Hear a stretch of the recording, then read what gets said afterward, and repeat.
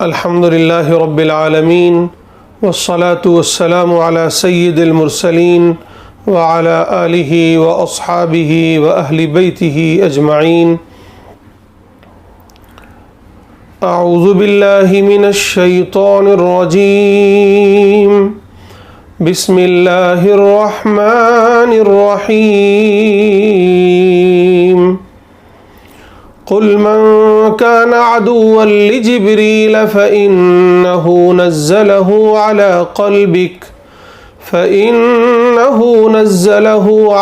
قلبك بإذن الله مصدقا لما بين يديه وهدى وبشرى للمؤمنين.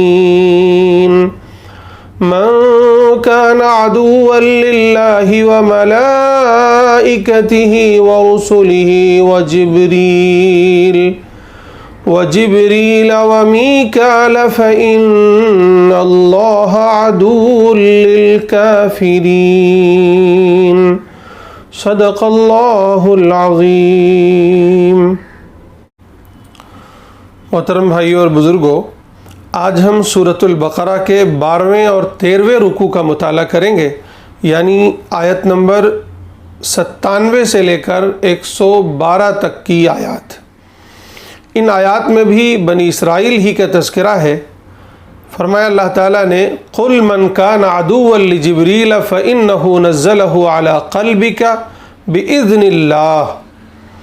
اے نبی آپ کہہ دیجئے کہ جو دشمن ہے جبریل کا تو اس کو چاہیے کہ وہ یہ جان لے کہ فإنہ نزلہ علی قلبک، کہ جبریل نے اس قرآن کو آپ کے قلب پر جو نازل کیا ہے بإذن اللہ، وہ اللہ کے حکم سے نازل کیا ہے، اور وہ کتاب ایسی ہے کہ مصدقا لما بین یدیہ، جو اس سے پہلے کتابیں نازل ہو گئی ہیں اس کی تصدیق کرنے والی ہے، وہدن اور ہدایت نامہ ہے، وبشرا اور بشارت ہے، خوشخبری ہے، للمؤمنین تمام ایمان والوں کے لیے.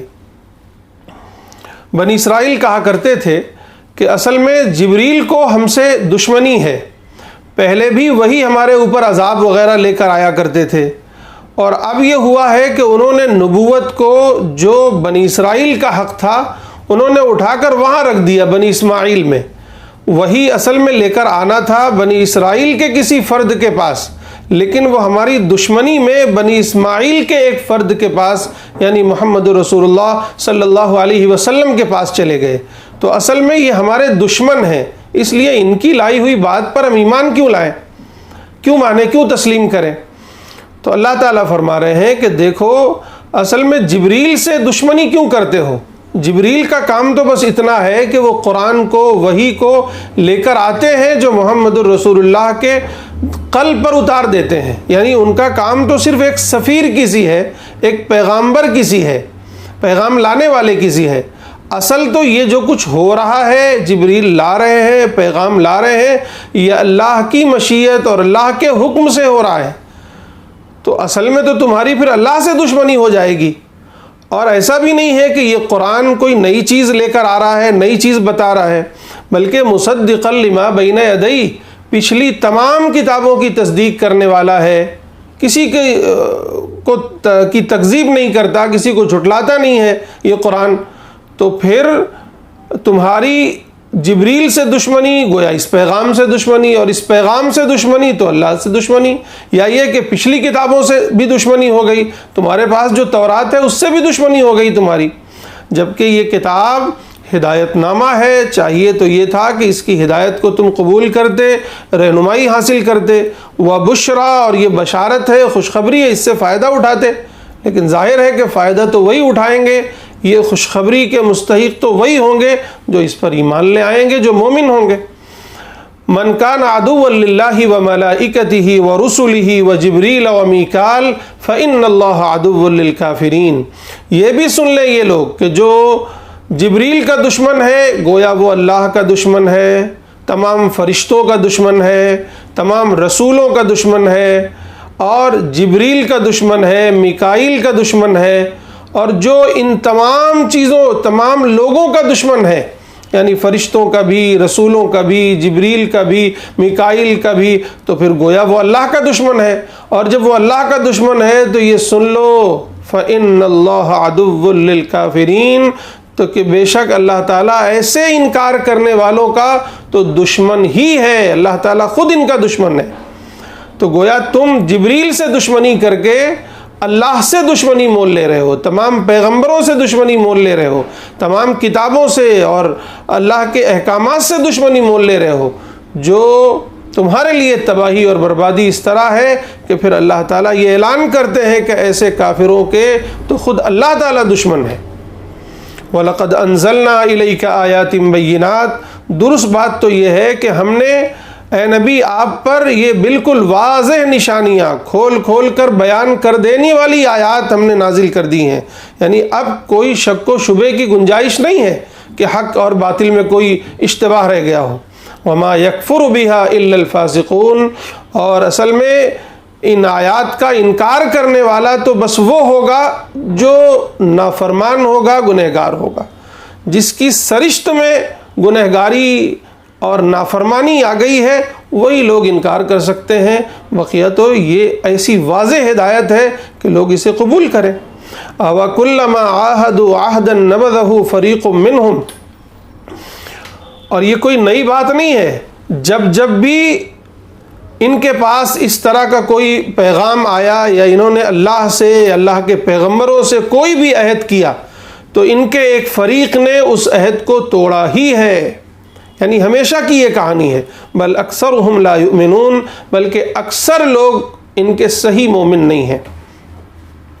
وَلَمَّا جَاءَهُمْ رَسُولٌ مِّنْ عِنْدِ اللَّهِ مُصَدِّقٌ لِّمَا مَعَهُمْ، اور جب ان کے پاس ایک رسول آئے اللہ تعالیٰ کی طرف سے، مُصَدِّقٌ لِّمَا مَعَهُمْ، جو تصدیق کرتے ہیں جو کچھ ان کے پاس ہے، یعنی تورات کی، تو نبذ فریق من الذین اوتوا الکتاب، تو کتاب میں سے، اہل کتاب میں سے ایک فریق نے اسے پھینک دیا، اسے پش ڈال دیا، دور پھینک دیا۔ کہاں؟ کتاب اللہ، کس چیز کو؟ اللہ کی کتاب کو، وراء ظہورہم، پیٹھ پیچھے، یعنی چاہیے تو یہ تھا کہ اللہ کا رسول ان کے پاس آیا، کتاب لے کر آیا، اسے قبول کریں، اسے تسلیم کریں، لیکن ان کا ایک فریق اڑ گیا اور اس نے کیا کیا؟ اللہ کی کتاب کا انکار کیا، رسول کا انکار کیا اور اسے پس پش ڈال دیا۔ کأنہم لا یعلمون، اس طرح ڈال دیا گویا وہ کچھ جانتے ہی نہیں ہیں، بالکل انجان بن گئے، حالانکہ اچھی طرح جانتے ہیں، یہ ساری پیشین گوئیاں یہ پڑھ چکے ہیں اور سمجھ چکے ہیں کہ یہ وہی پیغمبر ہیں جن کی پیشین گوئیاں ہم پڑھتے آئے ہیں۔ جب کتاب کو پس پش ڈال دیا، اللہ کی کتاب سے ناتا توڑ لیا، تو کس کے پیچھے پڑ گئے؟ ان کی کیا روش رہی؟ وَاتَّبَعُوا مَا تَتْلُو الشَّيَاطِينُ عَلَى مُلْكِ سُلَيْمَانَ، انہوں نے اتباع کی اس چیز کی جو شیاطین انہیں پڑھ کر سنایا کرتے تھے حضرت سلیمان علیہ السلام کے عہد میں۔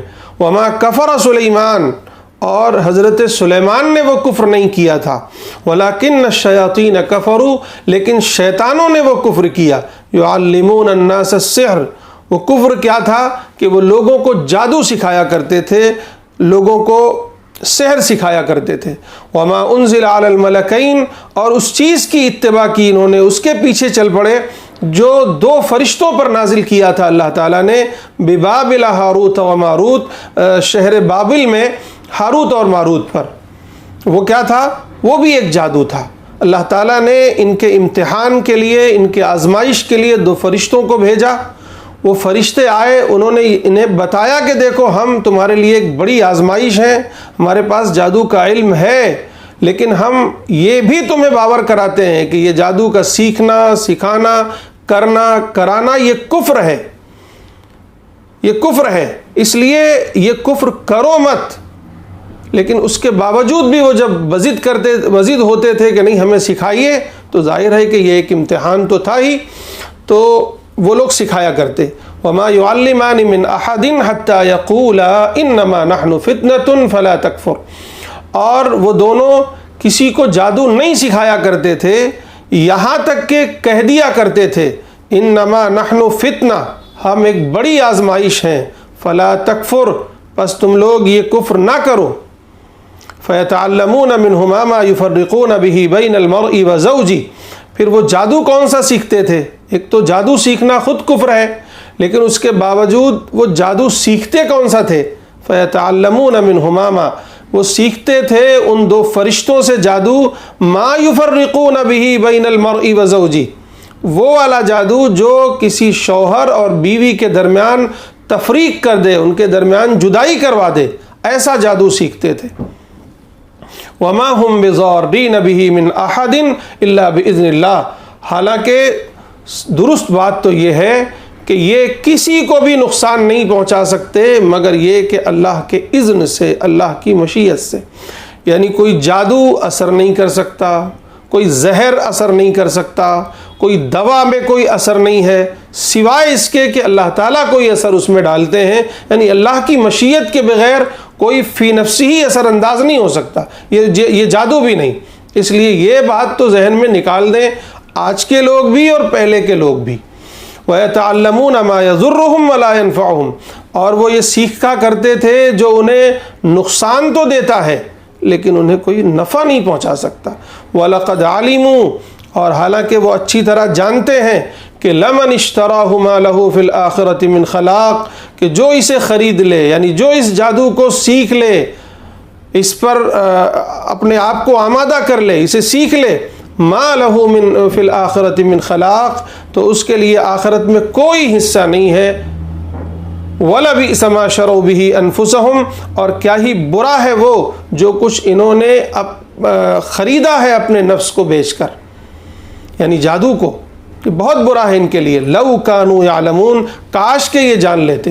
وَلَوْ أَنَّهُمْ آمَنُوا، اور اگر یہ ایمان لے آئیں، وَاتَّقَوْا، اور پرہیزگاری اختیار کریں، تقوی اختیار کریں، لَمَثُوبَةٌ مِّنْ عِنْدِ اللَّهِ، تو اللہ کے پاس ان کے لیے بہترین اجر ہے، جو اجر ہے، جو بدلہ ہے وہ بڑا بہتر ہے، ان تمام چیزوں سے اچھا ہے۔ لَوْ كَانُوا يَعْلَمُونَ، کاش کہ یہ لوگ جان لیتے۔ اس پورے رکوع کا اگر جائزہ لیا جائے تو سب سے پہلے تو یہ کہ جو بنی اسرائیل یا یہود یہ کہا کرتے تھے کہ بھائی جبریل سے ہماری دشمنی ہے، اس لیے جبریل ہماری نبوت کو وہاں لے کر چلے گئے، یہ بالکل غلط بات ہے۔ اللہ تعالیٰ نے واضح فرما دیا کہ اللہ تعالیٰ، تمام فرشتے، تمام انبیاء، تمام کتابیں، یہ گویا ایک ہی کڑی میں ساری چیزیں جڑی ہوئی ہیں، سب اللہ ہی کے حکم اور مشیت سے ہوتا ہے۔ سارے پیغمبر اسی کی مشیت سے آتے ہیں، اسی کے حکم سے آتے ہیں، فرشتے اترتے ہیں تو وہی لے کر تو اسی کے حکم سے آتے ہیں، کتابیں نازل ہوتی ہیں تو اللہ ہی کے حکم سے آتی ہیں۔ اس لیے کسی ایک سے دشمنی گویا سب سے دشمنی ہے، اور جو سب سے دشمنی کرے اللہ تعالیٰ خود اس کا دشمن ہے۔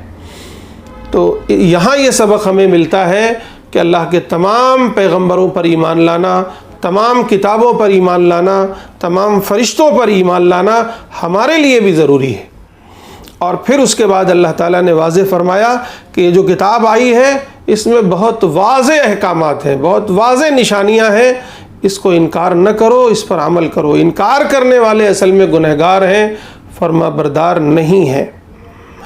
اور پھر اس کے بعد یہ بات واضح کی گئی ہے کہ ان کے پاس جب بھی کوئی رسول یا کتاب آتی، ان کی روش کیا ہوتی تھی؟ رسولوں کا انکار کر دیتے، کتابوں کو پس پش ڈال دیتے، اور اس کے بعد انہیں دلچسپی کس چیز سے ہوتی تھی؟ جادو سے، ٹونے سے، اس طرح کی چیزوں میں یہ دلچسپی دکھایا کرتے تھے۔ اللہ کی کتاب سے کوئی دلچسپی نہیں ہوتی تھی۔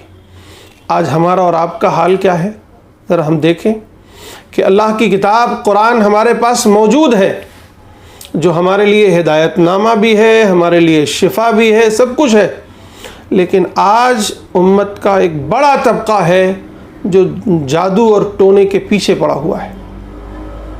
کتنے گھر تباہ کر دیے گئے، کتنا میاں بیوی کی زندگیاں کتنی برباد ہو گئیں صرف اس وجہ سے۔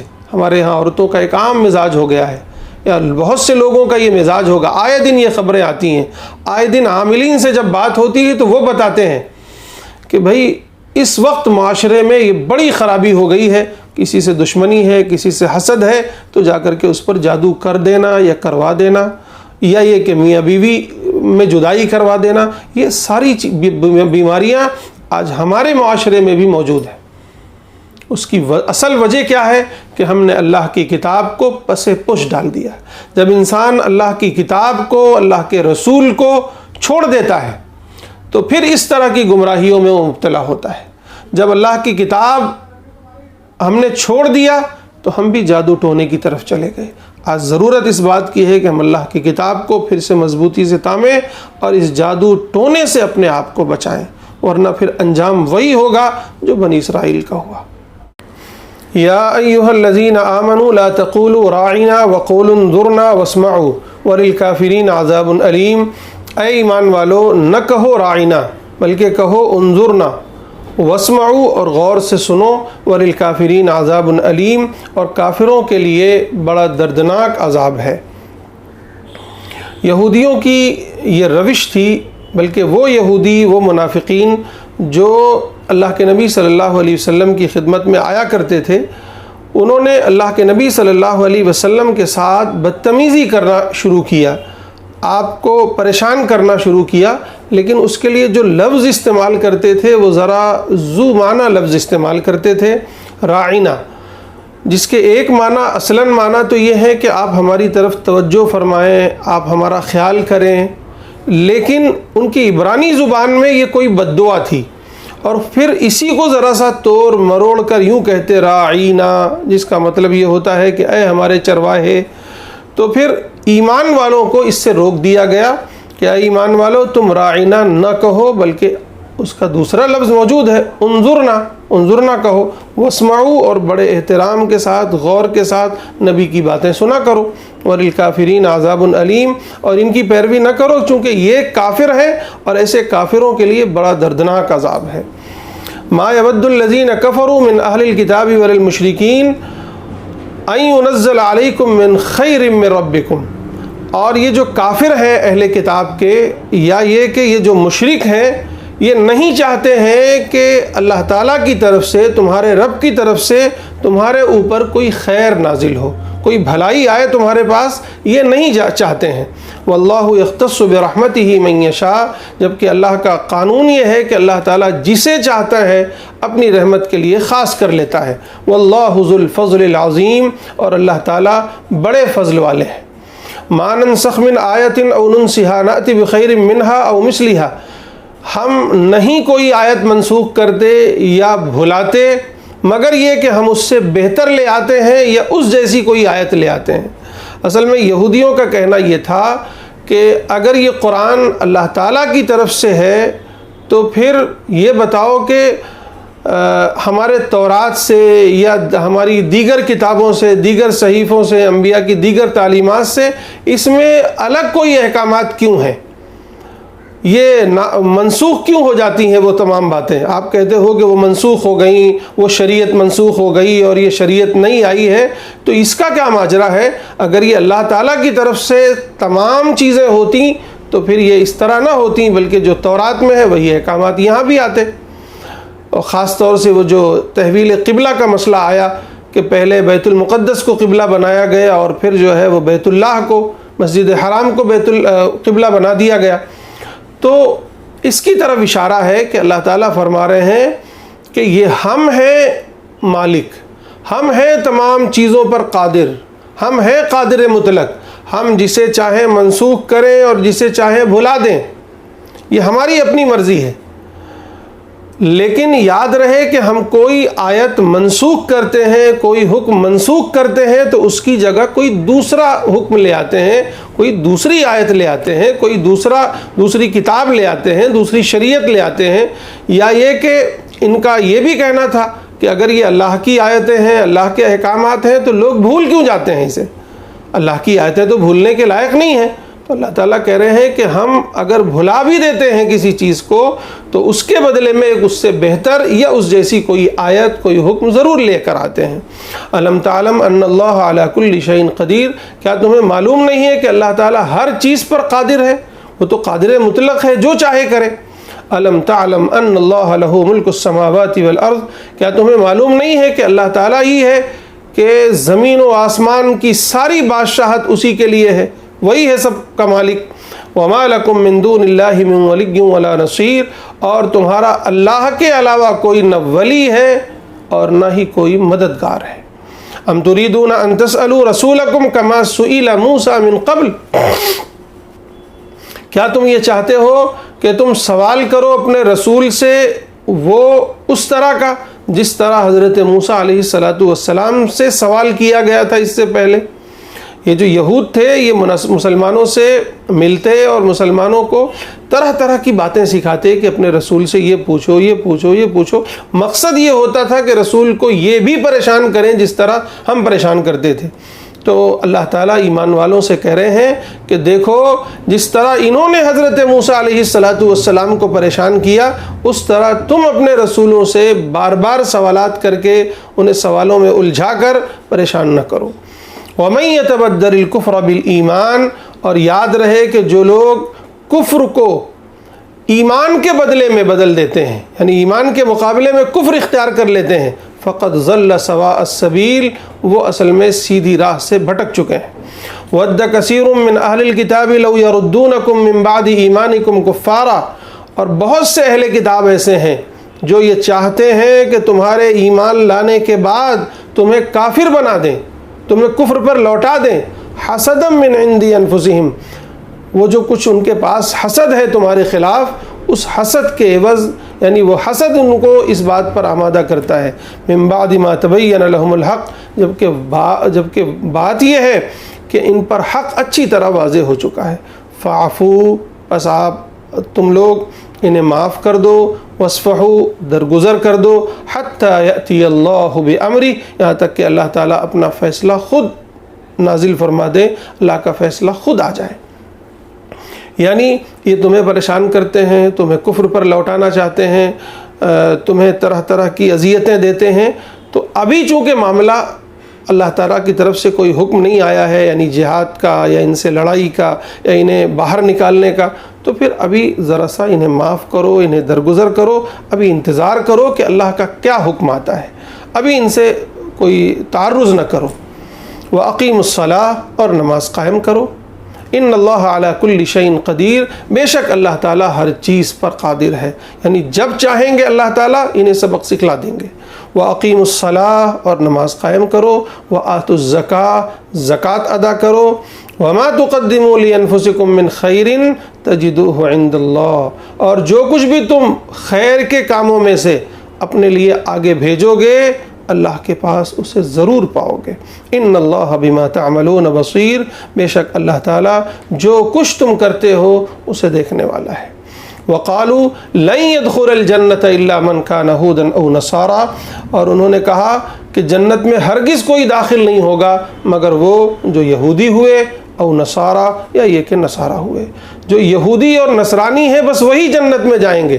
اللہ تعالیٰ کہہ رہے ہیں تلک امانیہم، بس یہ ان کی خام خیالیاں ہیں، ان کی آرزویں ہیں جو کہ پوری ہونے والی نہیں ہیں۔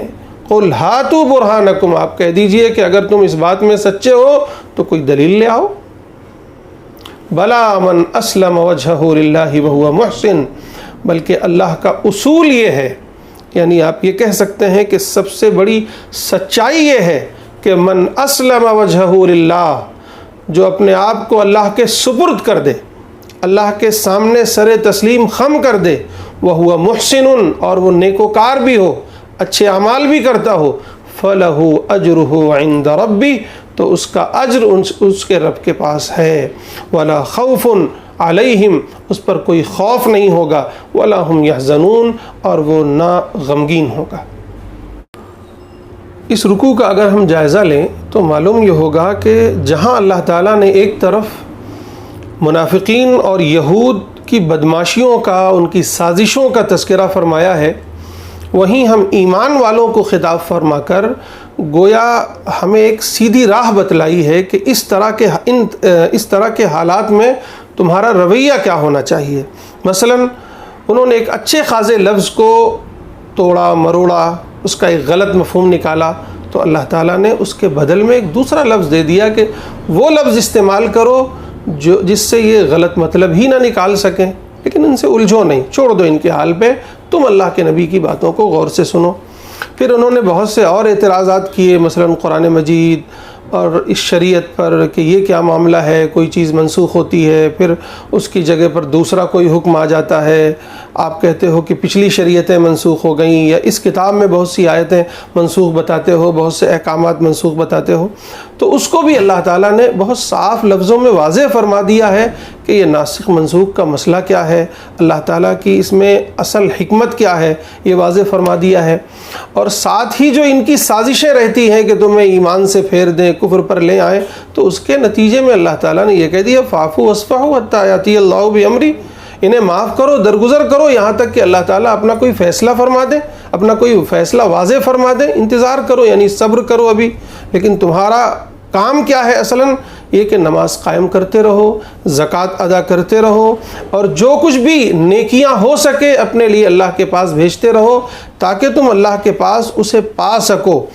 اور یاد رہے کہ اللہ تعالیٰ اچھی طرح دیکھتے ہیں، جانتے ہیں جو کچھ بھی تم عمل کرتے ہو۔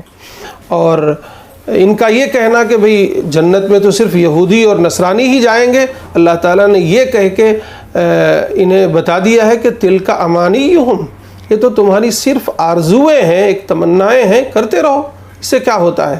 اگر اس کے مقابلے میں تمہارے پاس کوئی دلیل ہے تو لے آؤ، یہی ہمارا رویہ ہونا چاہیے۔ کوئی بڑے بڑے دعوے کرے تو اس سے کہو کہ ٹھیک ہے دلیل لے آؤ، اس طرح باتیں کرنے سے تو کچھ نہیں ہوگا۔